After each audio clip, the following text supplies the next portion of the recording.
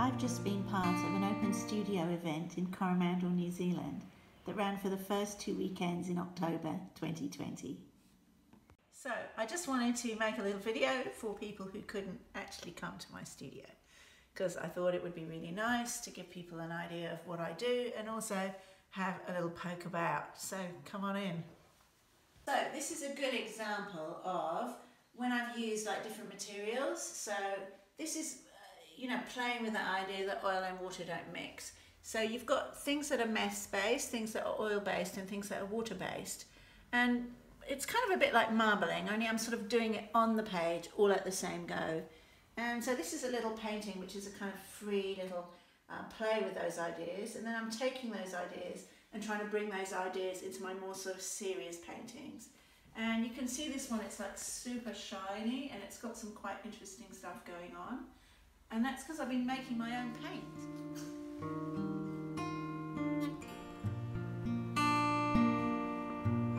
I'm going to show you all the little bits. So, so one of the things I've been doing is making my own paint. And look, so this is shellac, which is actually a kind of, I think it's like an excretion from beetles. Absolutely. Yeah, which doesn't sound very nice, does it? But they mix it. I mix it with meths, and I get this sort of varnish. And it doesn't have to be that orange colour. I can sort of mix pigments with it as well. And then also I've got this stuff, which is Damar crystals. So this is a bit like Kauri gum for the New Zealanders in the room.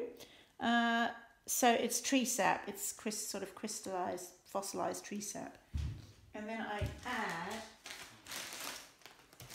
turpentine to that. And then I get this, look, this lovely kind of gloopy, sticky stuff. And I can use that as a way of painting a gloss level, like a varnish over the top of the surface, or I can add like pigment to it and make it into the paint that I'm actually using.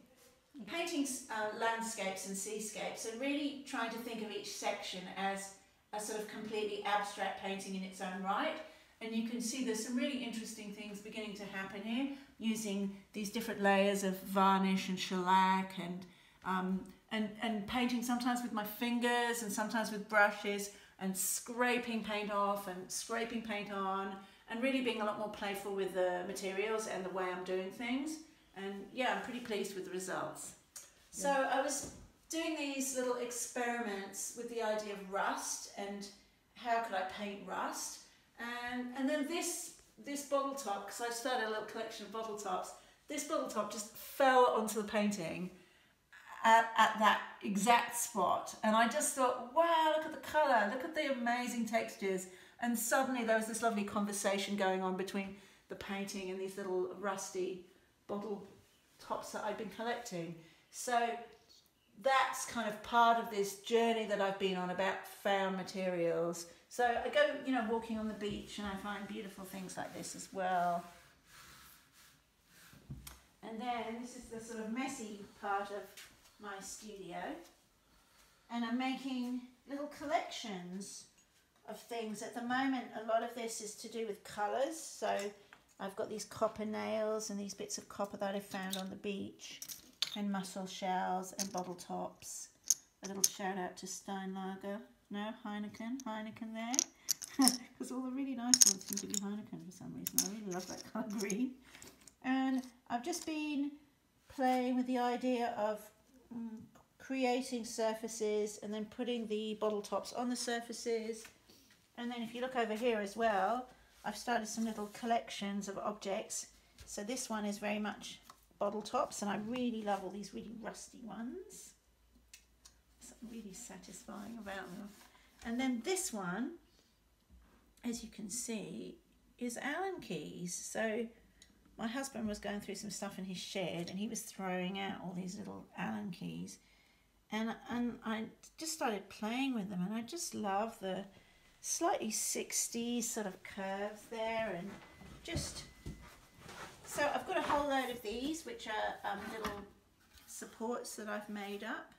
And I'm going to carry on with these experiments and maybe try like cogs or bits of old fishing wire or tackle, and We've got the amazing gold mine here in Coromandel, which is like a second-hand shop, which takes stuff that would have otherwise been thrown away and recycles it. So I'm going to go there this week, and I just feel like there's a whole treasure trove of materials waiting to be found. This project came out of a sort of lockdown idea that I needed to sort through all the stuff that I have in my studio. I have like boxes of stuff everywhere. And I started looking at photos, especially the photos that I'd taken as, you know, when you look out the window and you see a beautiful composition and you think, okay, I'll just shoot a little photo to remind me of that composition. And then sometimes when you get the photo, you think, no, that's not it. So I started trying to paint on top of the photo to capture more accurately what it was I really enjoyed about the composition. And then I thought, okay, they're too small. So then I scanned it, printed it up, painted on it again, scanned it, printed it up, painted on it again. So this painting, this painting, this painting, and this painting, they're basically the same painting. And it's just exploring different ways of mark making and different layers to get different effects. And this is something I'm really enjoying, is, you know, the quite abstract nature of the mark making, but there are still sort of hints of photograph or hints of landscape elements coming through. And I love the idea that, say you're taking an area like this and you're just thinking about it as an abstract painting about lines. You know, how free would you be if you could just make the lines and you weren't thinking about it in terms of a landscape at all? But as soon as you start thinking about it as a tree, then I think you start getting a bit tighter and everything gets a bit sort of more controlled. And so it's trying to get that sort of lovely, loose, relaxed feeling and hold on to that idea of it being a landscape.